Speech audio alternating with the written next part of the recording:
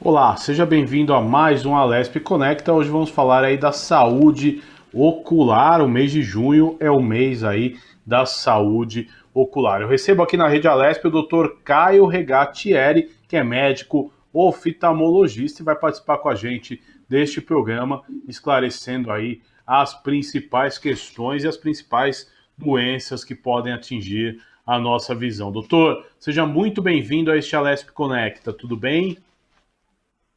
Olá, tudo ótimo. Queria agradecer o espaço para a gente poder falar sobre esse assunto tão importante e informar a população dos principais doenças oculares, de que maneira as pessoas podem prevenir ou até mesmo fazer um diagnóstico precoce.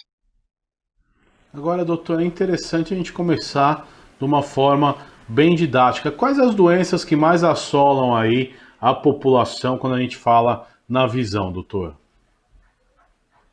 As principais doenças que causam baixa de visão hoje, se nós formos pensar de maneira populacional, é a catarata, o glaucoma, a retinopatia diabética e a degeneração macular relacionada à idade, né? Então, geralmente são as quatro principais doenças que podem afetar a visão das pessoas. Em algumas áreas mais pobres, se você acredita ainda que existe pessoas que não enxergam em decorrência de falta de óculos. Interessante, né? Isso porque é, a gente fica pensando, né? O óculos todo mundo teria que ter acesso e a gente sabe que não é a bem da verdade porque ainda é caro ter um óculos correto, adequado, né? E as pessoas às vezes ficam nessa situação. O fato da pessoa não usar óculos causa piora nas doenças oculares?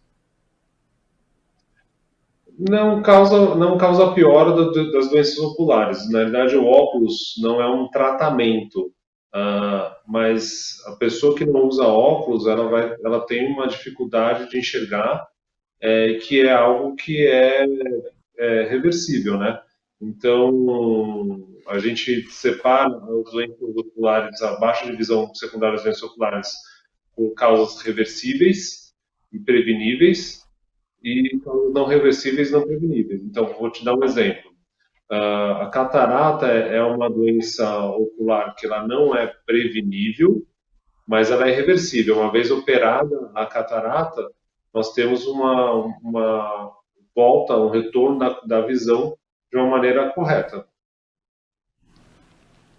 Entendo, doutor. Uma outra é o assim, as grandes doenças que afetam a população é a catarata e o glaucoma. Eu gostaria que o senhor explicasse como funcionam essas duas doenças, se há método de prevenção ou como funciona o tratamento aí de forma precoce, né, para que ela não se agrave tanto, né? Show.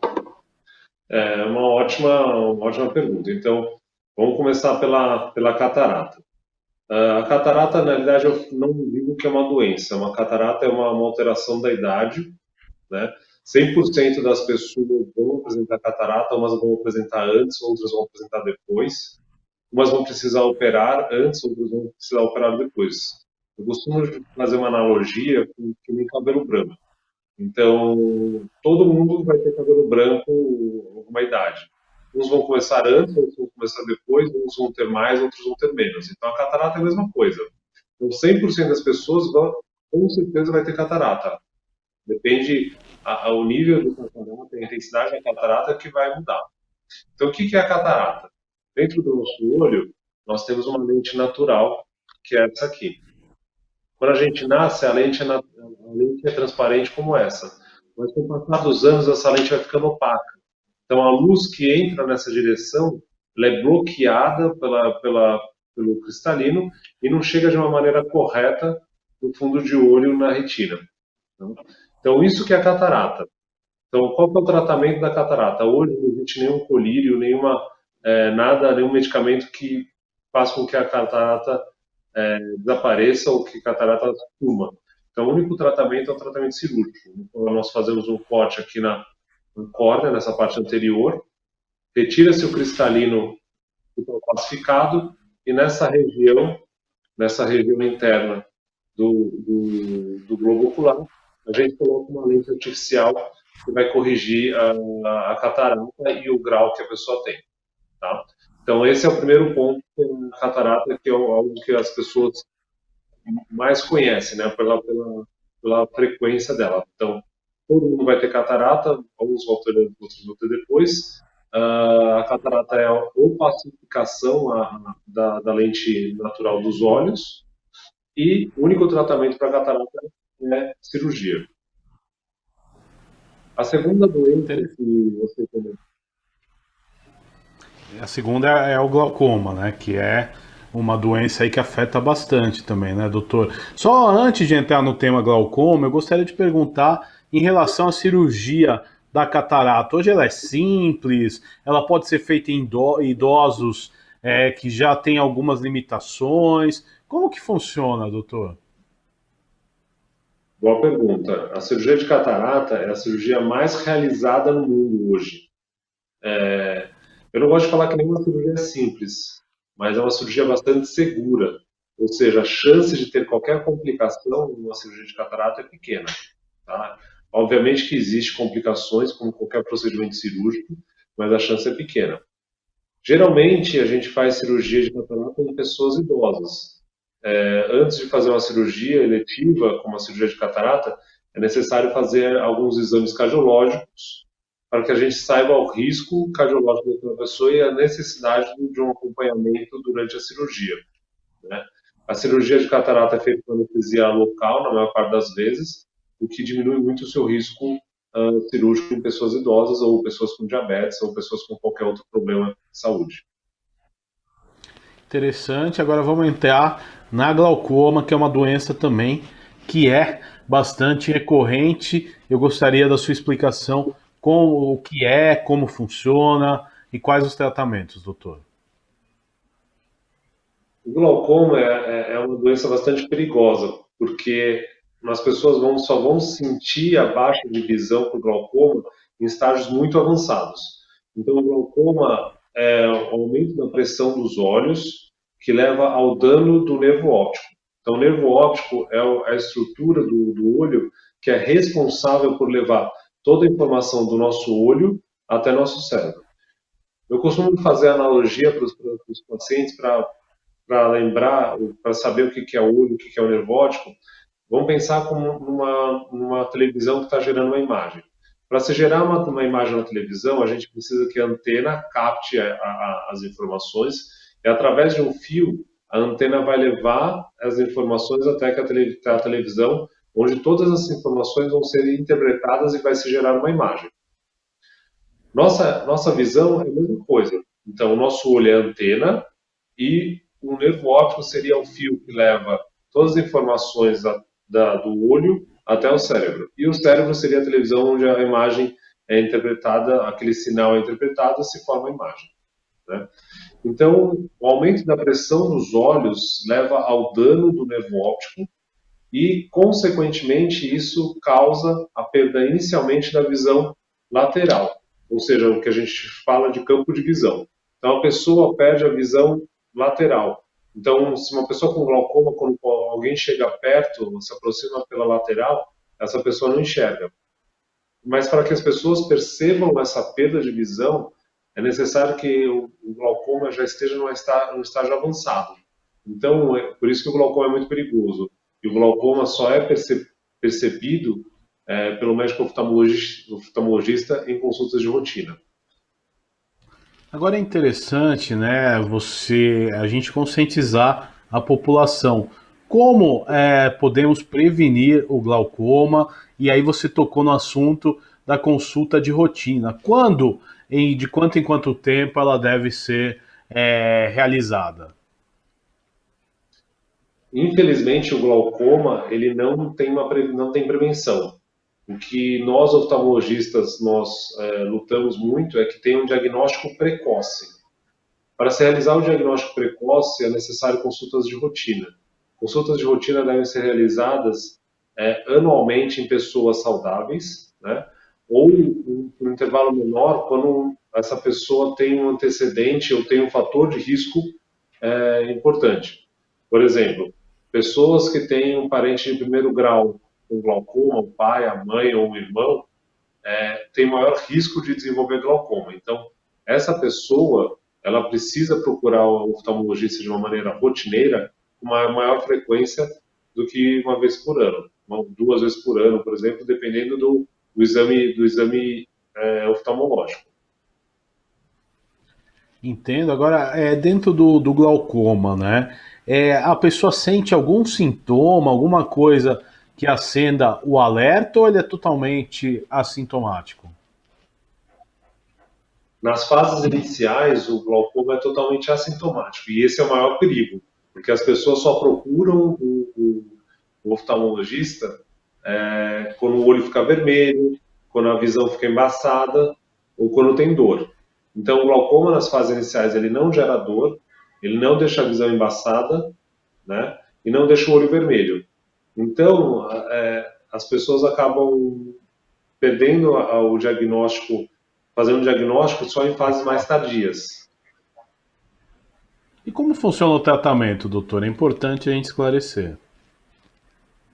Boa pergunta. Na verdade, o glaucoma, ele, na maior parte das vezes, ele tem um tratamento com colírios, né?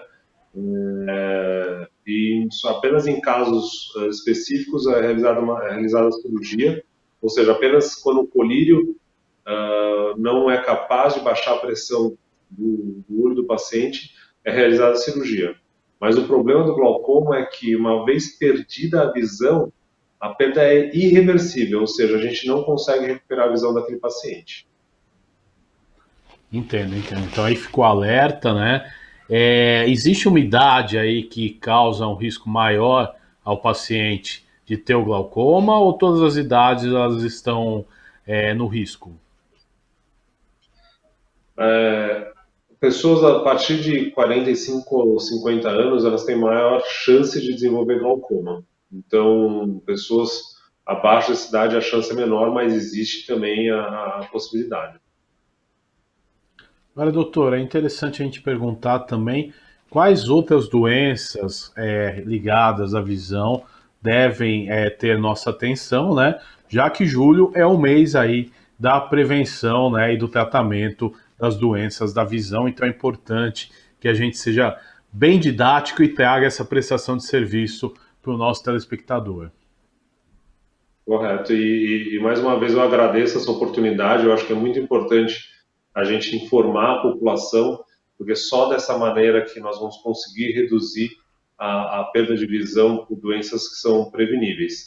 E eu gostaria de destacar a retinopatia diabética. O que é isso?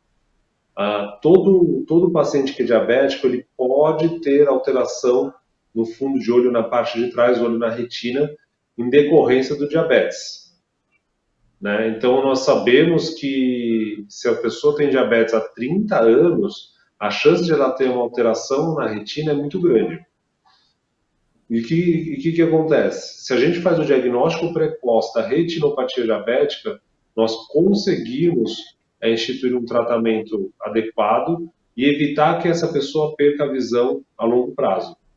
No entanto, hoje, a maior parte das pessoas com diabetes, elas chegam para o médico oftalmologista em estágios avançados e estágios que a gente já não consegue atuar de uma maneira adequada e significativa para se evitar a perda de visão. Então, dentre as doenças oculares que causam baixa de visão, a retinopatia diabética é muito importante. Por quê? Porque a perda de visão pode ser evitada caso o diagnóstico seja precoce. Então, duas doenças que são importantes e podem ser evitadas a perda de visão.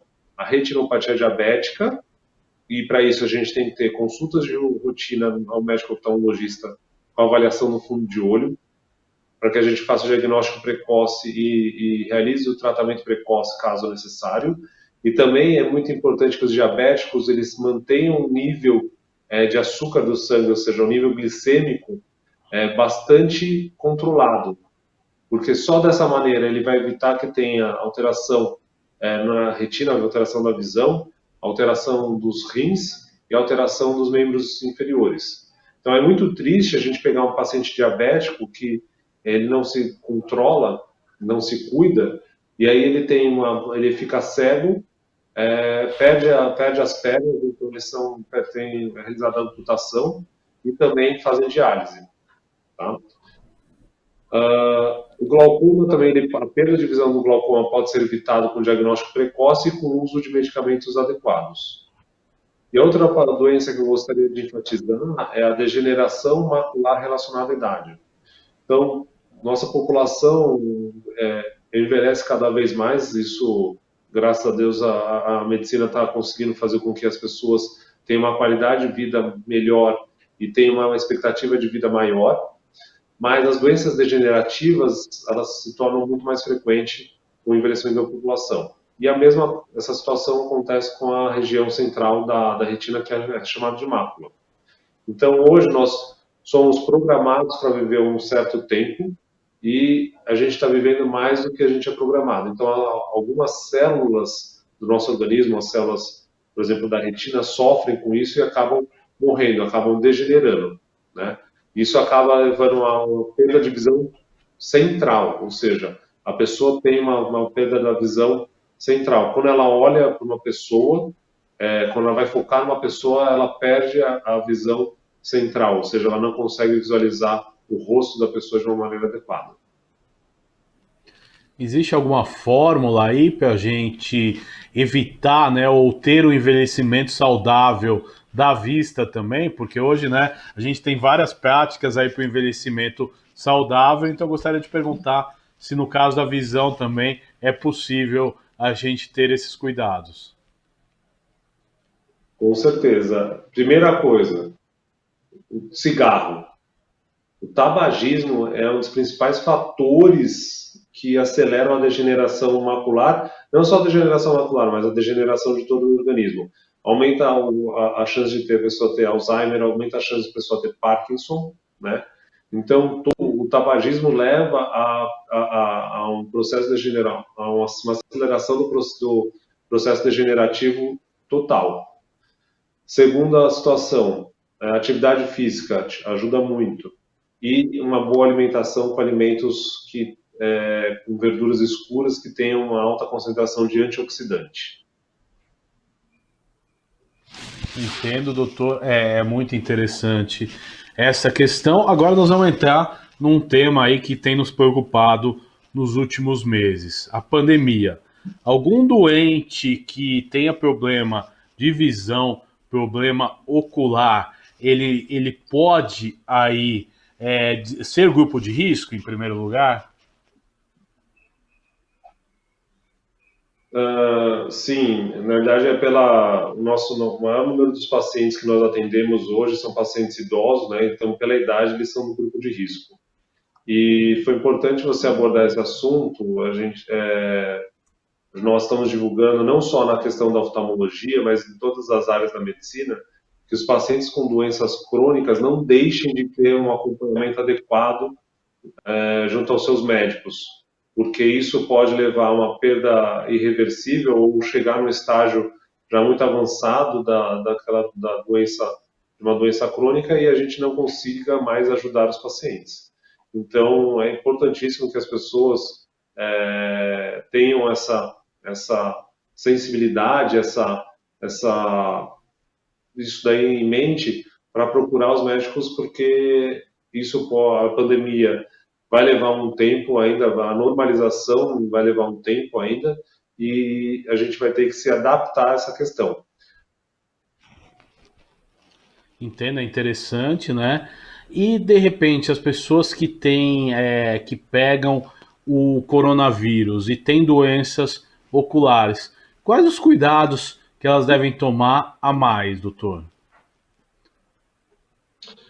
Em relação às doenças oculares, não tem nada diferente que deve ser realizado, apenas deve se manter o tratamento das doenças crônicas, né? Por exemplo, glaucoma, retinopatia diabética, degeneração macular. Então, são doenças que necessitam de tratamentos a longo prazo, e por isso é necessário que mantenha esse acompanhamento, mesmo que essa pessoa tenha sido infectada pelo coronavírus. Agora é interessante, né, um dos assuntos que o senhor abordou, e nós temos estatísticas aí nas várias doenças, que com medo do coronavírus as pessoas interromperam tratamentos. Eu gostaria que o senhor até, como forma de conscientização à população, falasse neste caso, principalmente focado aí na sua especialidade, que são as doenças oftalmológicas, quais as consequências que podem trazer à população, de repente, de ter ficado em casa, né, e abandonou os tratamentos, no seu caso aí, oftalmológicos. Os tratamentos das doenças crônicas devem ser realizados de uma maneira rotineira. Inicialmente, as pessoas achavam que a pandemia iria durar um mês e meio, e por isso deixaram no início de procurar os médicos para um acompanhamento adequado.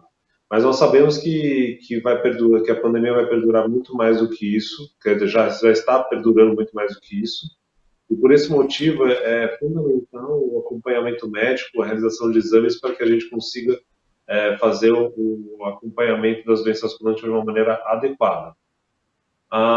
Eu tenho observado vários pacientes que tiveram uma evolução bastante grande das doenças crônicas agora, durante a pandemia. Isso, no final do dia, pode causar uma grande perda da acuidade visual, perda da visão, e de uma maneira irreversível, né? Não só na área de oftalmologia, mas em outras especialidades isso também ocorreu. Uma maneira que eu gostaria de enfatizar à população é que existem várias maneiras de contactar seu médico. Uma das maneiras é com a telemedicina. Eu trabalho hoje bastante com telemedicina e trabalho na universidade, também na Universidade Federal de São Paulo, na tentativa de desenvolver ferramentas que possibilitem a gente de atender um paciente à distância. Agora, doutor, é legal também a gente abordar como vai ser o tal novo normal a partir de agora. Você falou muito na telemedicina, é um negócio que vem crescendo muito no nosso país aí nos últimos meses. Na sua especialidade, qual a vantagem e o benefício da telemedicina e também como serão as consultas presenciais a partir de agora, porque, por incrível que pareça, as pessoas ainda têm muito medo de ir a um consultório e, de repente, se contaminar porque outras pessoas estão passando por consultas, né? Então, é importante a gente conscientizar e explicar à população sobre isso. Então, o uso da telemedicina, ajuda bastante em várias situações e nos auxilia também a conversar com o paciente e saber qual que é o paciente que tem uma situação mais grave que deve vir ao consultório de uma maneira mais frequente. Hoje nós atuamos e desenvolvemos um sistema também com um celular acoplado a um sistema de lentes, né, no qual a gente consegue, à distância, observar o fundo de olho de um paciente e de tratar ou até mesmo indicar um tratamento de uma maneira à distância. Então, a telemedicina veio para ficar, nós atuamos junto com órgãos de regulamentação para que a gente consiga padronizar a telemedicina, regulamentar de uma maneira bastante firme e adequada para a nossa população, mas alguns casos ainda são necessários a consulta presencial. E hoje, nos nossos consultórios, nós temos uma triagem inicial telefônica, medida de temperatura nas entradas, menor um distanciamento das cadeiras, né?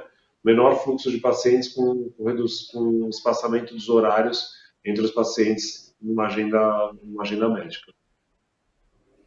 Interessante, doutor. A gente está encaminhando aí para os minutos finais do nosso programa de hoje, mas eu gostaria que o senhor reafirmasse aí, dia 10 de julho foi o dia dos cuidados aí com a saúde, né, da visão, e eu gostaria que o senhor falasse mais um pouco sobre isso para o telespectador que acompanha a Rede Alesp e precisa fazer, né, o acompanhamento devido, como o senhor falou, geralmente o ideal é que seja ano a ano, né, quem não tem nenhum problema, e quem tem problema aí, conversar com o seu oftalmologista, que os espaços têm que ser menores. Doutor Caio, peço suas considerações finais e ressaltando aí esse dia aí da conscientização, esse mês, né, da conscientização aí e do tratamento da saúde da visão. É importantíssimo que a gente esclareça para a população que nem tudo que leva a baixa de visão é falta de óculos e nem tudo que quando o olho fica vermelho é conjuntivite. E que existem várias doenças que acometem o olho e que levam à perda de visão de uma maneira irreversível, ou seja, por mais que a gente faça o tratamento médico, a visão não retorna. E para que a gente consiga evitar que chegue a esses pontos mais graves, esses estágios mais graves, o exame de rotina é essencial para que a gente consiga fazer um diagnóstico precoce, instituir um tratamento precoce e adequado para se evitar a perda de visão no final dos estágios. Quando a gente recebe um paciente já no estágio muito avançado, infelizmente nós temos poucas ferramentas, poucas armas para ajudar aquela pessoa e, consequentemente, a perda de visão vai se instalar. Então, o que eu gostaria de deixar de mensagem para a nossa população é que o exame de rotina é essencial, isso independe da idade, desde uma criança recém-nascida até idosos, a consulta de rotina no médico oftalmologista é essencial. Na consulta de rotina a gente não só vê grau, mas a gente vê várias outras alterações que podem estar presentes no olho do paciente e dessa maneira, fazendo um diagnóstico precoce, nós conseguimos evitar de uma maneira mais significativa a perda de visão. Doutor Caio, eu quero agradecer a sua participação nesse Alesp Conecta. Até uma próxima oportunidade aí que a gente tenha de discutir assuntos ligados, né, à visão e à saúde oftalmológica. Doutor, muito obrigado aí pela sua entrevista. Eu que agradeço e estou à disposição. Este foi o Dr. Caio Regatieri no Alesp Conecta de hoje. Falamos aí do mês de cuidados à saúde oftalmológica, os cuidados com a visão, que é o mês de julho, dia 10 de julho, é o dia aí da saúde da visão. Você pode ver e rever este e outros programas em nosso canal no YouTube. Até nosso próximo encontro. Tchau!